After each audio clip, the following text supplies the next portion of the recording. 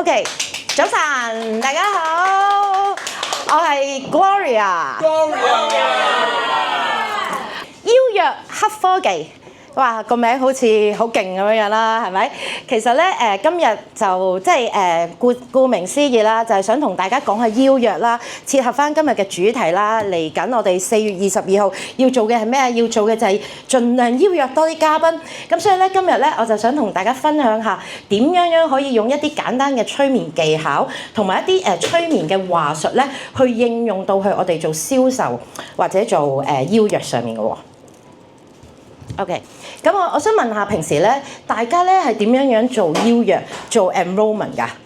其實我本身係設計咗啲互動，但係我時間關係啦，所以我就直接去啦。OK， 撳一下唔該。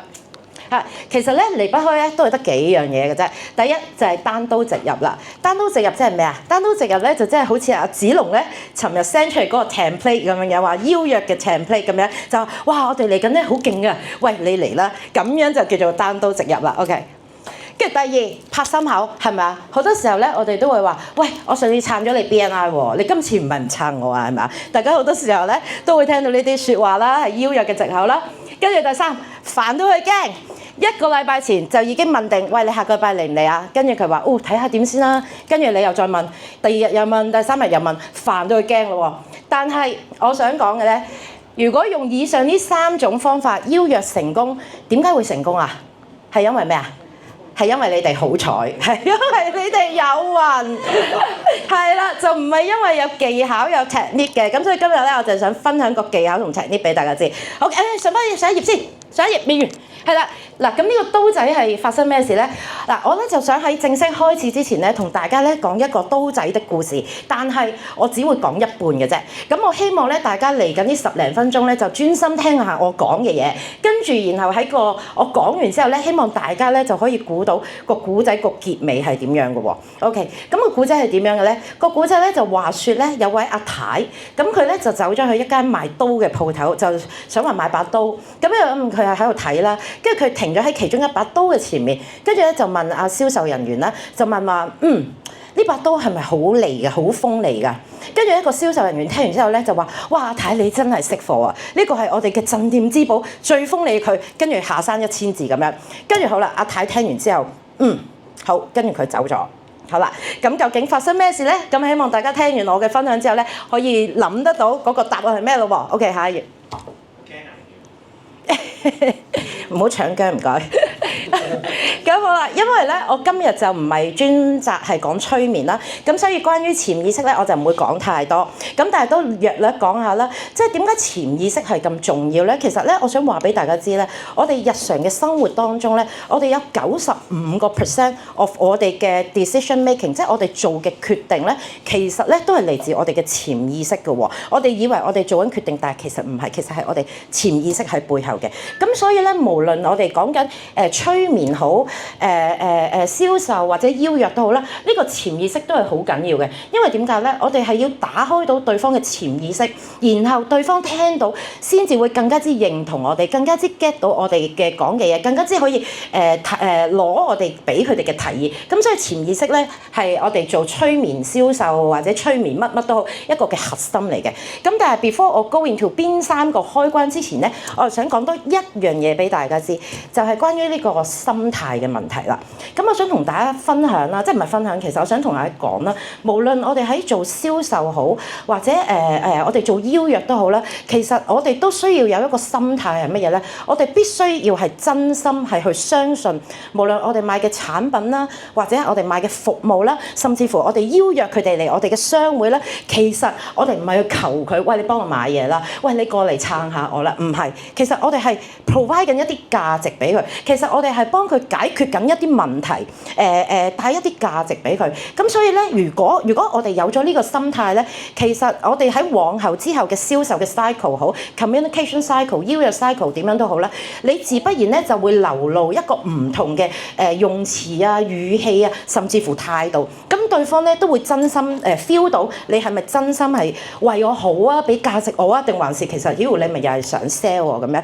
咁所以咧，我哋喺打開人哋嘅潛意識之前咧，咧，我就想大家先打開自己嘅潛意識，咁就將我啱啱講嘅嘢咧就擺入去，就記緊我哋呢一個嘅信念，會影響我哋最終出嚟個結果個行為嘅。OK， 好啦，第一個開關就係潛意識同步啦。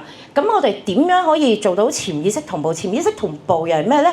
咁其實咧，大家可以諗下，如果我哋初初出嚟同一個人傾偈咁樣，唔好當話係自己個好 friend 嘅朋友啦，一個普通嘅朋友。咁其實大家初初出嚟坐低傾偈嘅時候，大家可能個 position， 即係我唔係講咩價值觀咩高低成啦，即係大家可能嗰個position 啦，可能會係一個咁樣嘅狀態，或者係咁樣嘅狀態。你唔會一嚟到同一個唔係好熟嘅人就即刻覺得，哇！我同你好升啊，哇！我同你好夾啊，唔會咁樣噶嘛。咁所以咧就會係咁樣嘅狀態啦。咁所以其實咧，我哋咧係想做到咩咧？我哋咧係想通過快速建立呢一個互信同埋默契，去令到大家彼此嘅距離拉近咁樣。咁我相信即係大家其實平時都有聽好多啦。嗱，咁我哋一開始同人傾偈咧，唔緊要啦，出咗。咁我哋初初一開始同譬如我約咗個人出嚟傾偈，我哋都會了解下對方先，我哋唔會單刀直入咁樣就喂你嚟啦咁樣，我哋都會了解下，喂你最近生意上有啲咩問題碰到啊，或者你嚟緊有咩 project 啊，有咩大計，有咩展望啊等等咁樣，同佢有個 pre-talk 咁樣啦。咁就透過呢啲 pre-talk 嘅時候，我哋就去爭取建立嗰個互信同埋默契。咁當然啦，我相信在座好多都聽過一啲好簡單嘅伎倆，譬如話對方撥下頭髮，你又跟住撥下頭髮，對方即係托下個腮，咁你又托個腮，咁樣呢啲好感嘅嘢啦，係咪？大家都識㗎啦。但係咧喺呢一點上面咧，我就發覺有一樣嘢咧，其實可能咧好多人咧都會忽略咗，係好緊要嘅。OK， 係好啦，例子，對方話商會活動冇用㗎咁樣，咁我哋應該點樣去回應？又點樣有咩要為意咧 ？OK。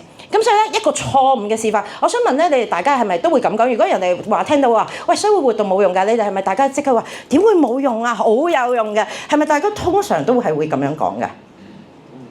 就會咁諗啊。係啦，嗱唔緊要嘅，即係點樣都好。如果我哋真係講咗話，商會點會冇用啊？話我哋唔一樣嘅乜咁樣。其實當你一開始否定咗咁樣講出嚟咧，其實就即刻形成咗一個對立。咁當然啦，其實表意識即係嗰個人坐你對面嗰個人，我相信佢唔會因為你講句咁嘅説話，然後即刻拍台走嘅，佢係應該唔會嘅。但係佢潛意識咧聽到咧就好唔一樣啦。雖然佢仲會繼續喺度聽，但係佢潛意識接收到嘅咧就係呢個人同我唔一樣，佢唔係同我同 team 嘅，我同佢唔識。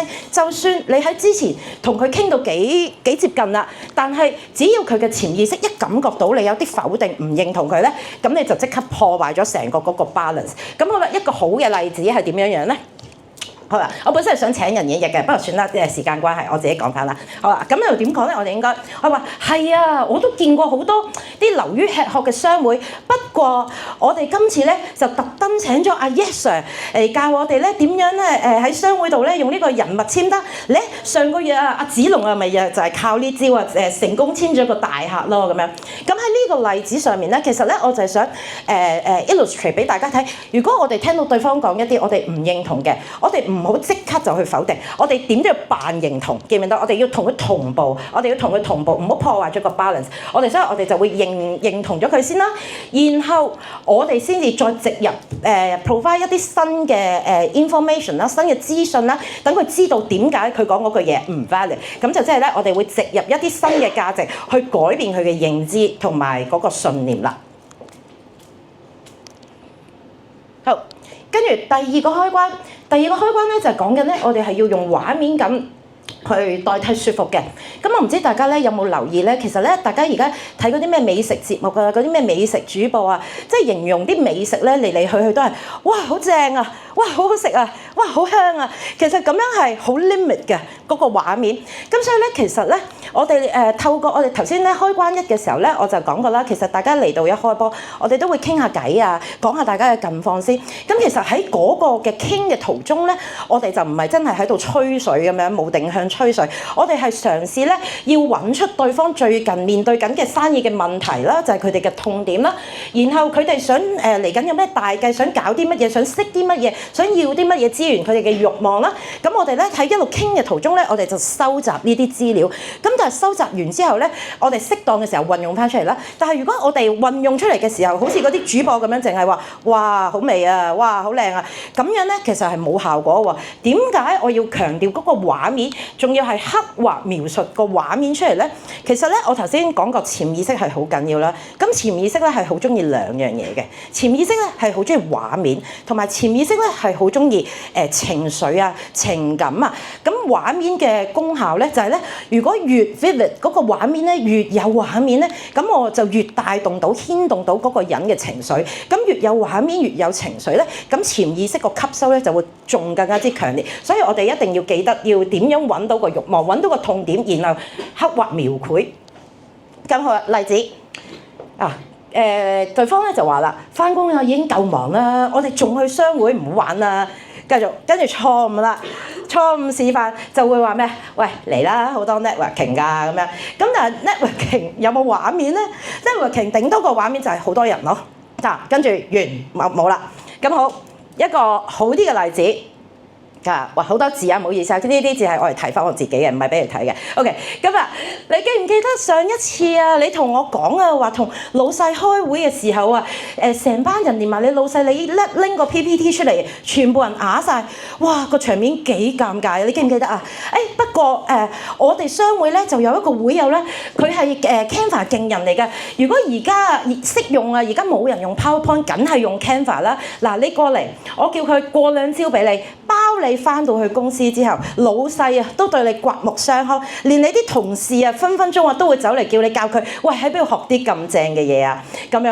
咁呢一個例子上面咧，其實咧我首先第一我都係唔係認同咗佢嘅，係啦，其實咧我係利用一個我頭先喺同佢傾偈或者之前點樣嘅時候，我收集咗佢嘅一啲資訊啊，佢上次開會，佢個 PPT 咁樣，咁我就適時咧我就攞翻出嚟咯喎，然後我仲要形容到繪形繪聲，咁佢即刻一個圖畫個腦裡面咧就會諗翻上次係喎，喂真係好浪，跟住我就俾價值佢啦，喂你嚟啊，我哋有個會友啊識 Canva 嘅，好勁嘅，免費啊教你啊，跟住仲未完喎，我仲要再俾多一個圖畫佢就係，如果你學完之後咧，哇！你翻去就威威咯，哇！點咁樣講咧？大家睇唔睇到個分別啊？俾你就咁同佢講嚟啦，好多 networking 㗎，定係咁樣會更加之針對性？你係咪有嘢問啊？可唔可以問？可以。但係如果嚟到咁又冇人教咁點？咁當然啦，其實呢一個只係一個例子啦。咁同埋 Canva 咧，我自己本人都即係如果要勉強要教，我可以教到啲入門版。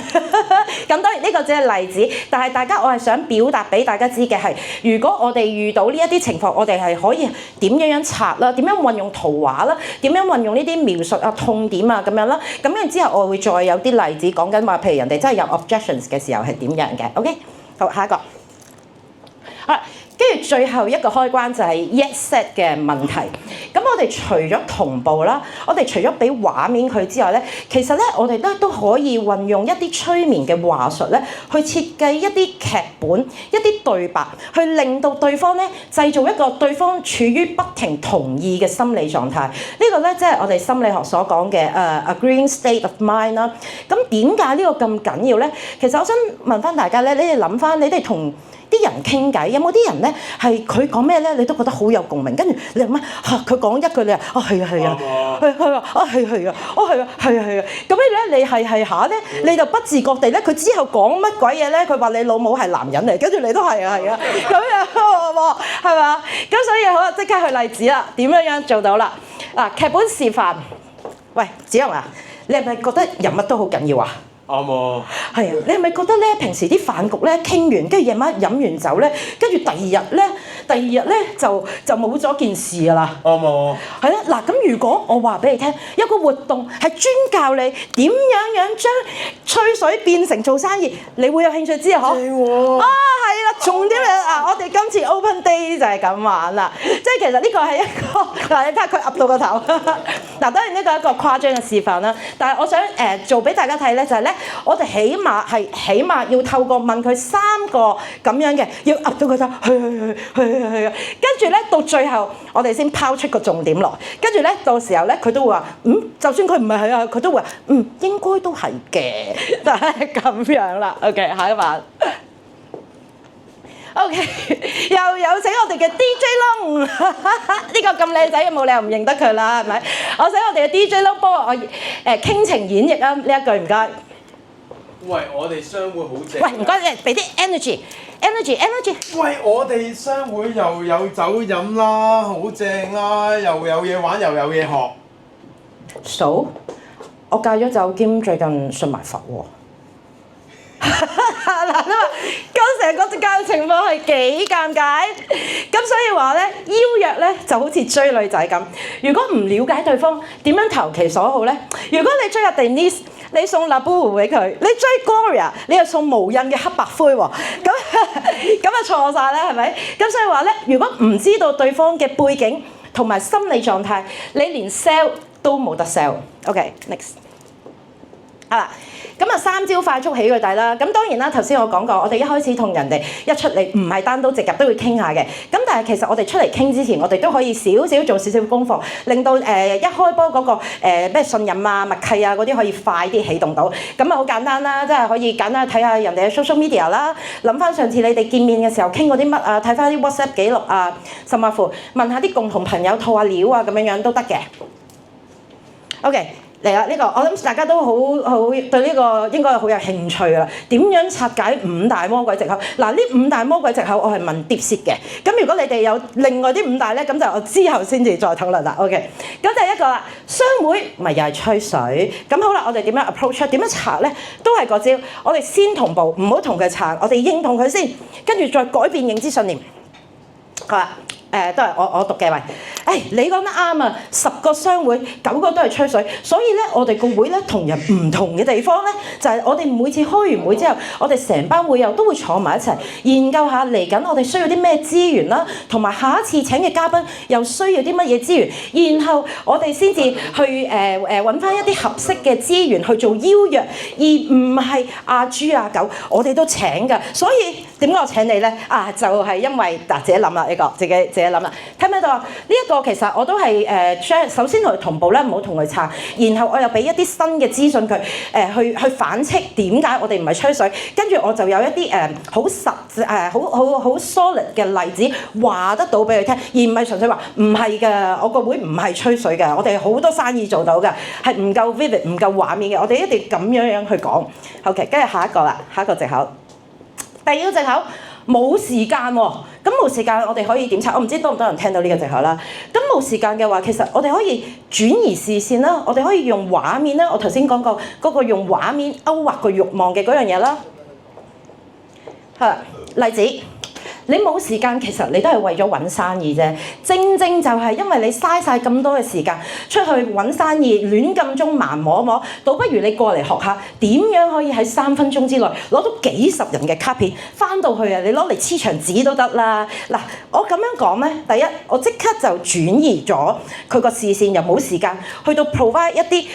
有畫面、有收穫、有慾望嘅，就係點啊？佢想咩啊？佢想識多啲人啊嘛，佢想要多啲卡片啊嘛。跟住我個畫面仲要係，哇！啲卡片多到我攞嚟鋪台都得嘅，咁樣成件事咪即刻complete 好多咯，而有針對性好多，而唔係就咁話咁冇時間啊嚟啦嗰啲咁樣掠啊嗰啲咁樣樣啦。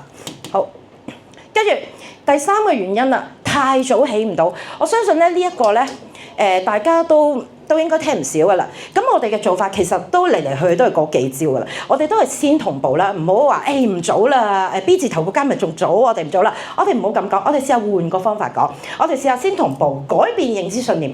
咁會點講咧？我就會話啦，喂，其實咧我開始參加嘅時候咧，我都真係覺得好早嘅。尤其是你知啦，我住到冇雷公咁遠，但係咁喎，我第一次返就竟然識咗幾十人，仲要1個月內啊，我已經有生意轉化啦。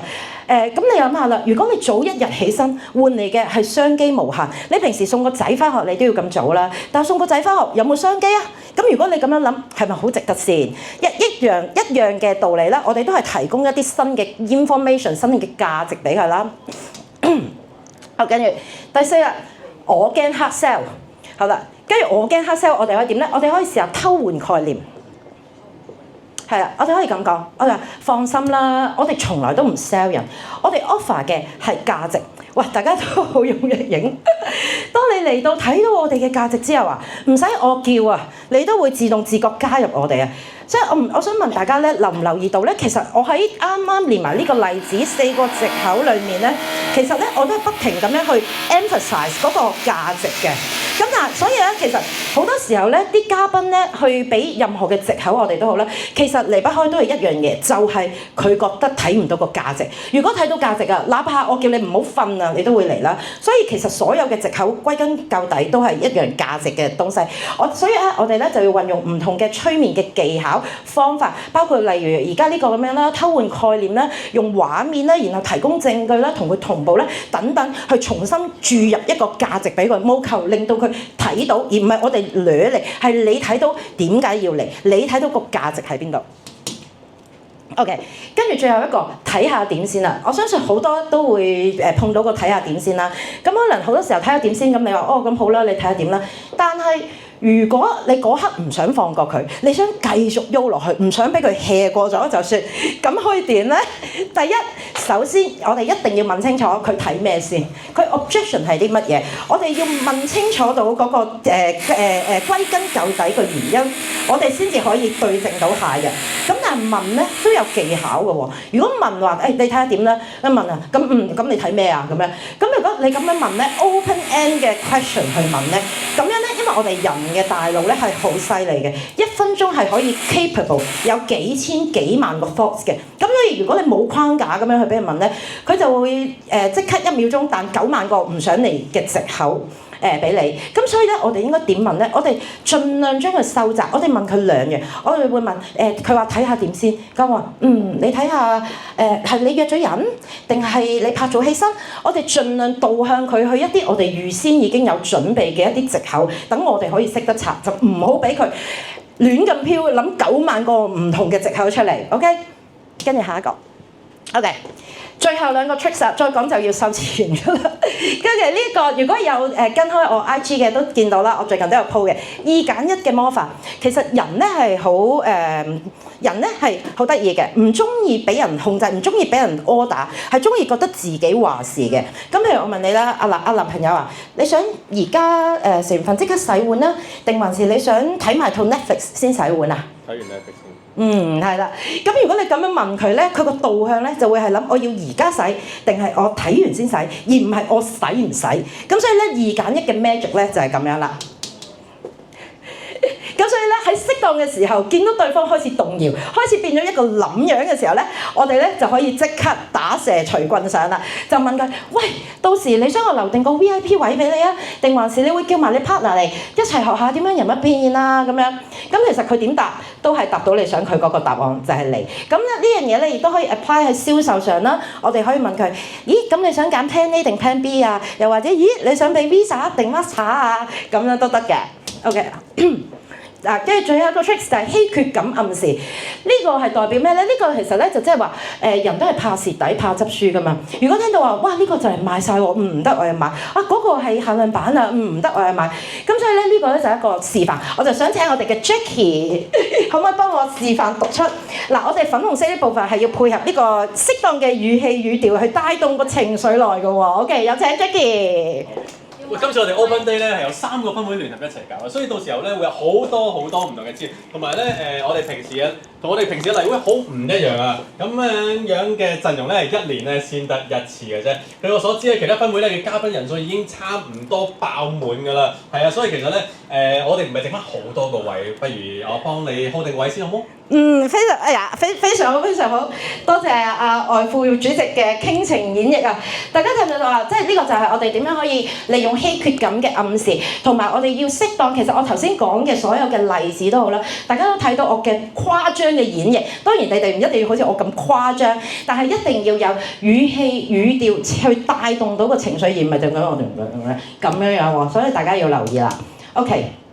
今日刀仔的故事有獎嘅 ，OK 有獎嘅答中咗，有冇人想試下睇下個刀仔的故事最後點解會咁樣？Denise 試唔試？我想問翻大家句先，我想講翻呢句先，大家仲記唔記得嗰個女人咧第一句問乜嘢㗎？問下售貨員。冇錯啦，咁究竟個關鍵係咩咧？點解你會咁樣問嘅？你係驚佢太理定係驚佢唔理咧？好叻啊你！係啦，售貨員就冇做呢樣嘢啦。OK， 一陣間有禮物送翻俾就係辣 BoBo 貼紙。咁啊，其實咧個故事阿太咧，佢本身其實佢係想買把刀俾佢一個啱啱學家政嘅女去用。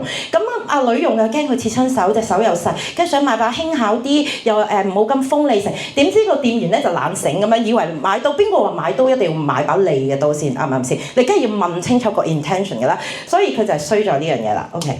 好，最後啦，多謝。首先大家可唔可以拎個電話出嚟？可唔可以幫我 scan 一 scan 我呢個嘅 IG？可唔可以幫手 follow？多謝大家。咁跟住我嘅金句咧，就係告知係唔等於銷售，係唔等於邀約嘅喎。邀約同埋銷售，我哋亦都唔係求人，而係幫對方發現點解佢要買，同埋點解佢要嚟。咁幫佢發現個價值，永遠都冇唔啱聽嘅嘉賓或者客戶，只有未揾到嘅痛點。OK， 多謝大家。我仲有一頁嘅其實。其實我今日嘅分享咧，只係冰山嘅一小角啦。嗱，嚟緊咧15號咧，我會有個課堂。不過唔好意思，已經滿咗額嘅。呢個係稀缺感嘅暗示。但係我之後係會仲有嘅，咁我就會喺個台度播出嚟啦。咁如果大家有興趣嘅話，到時就可以報名啦，多多支持啦。咁今日嘅分享到呢度，多謝大家。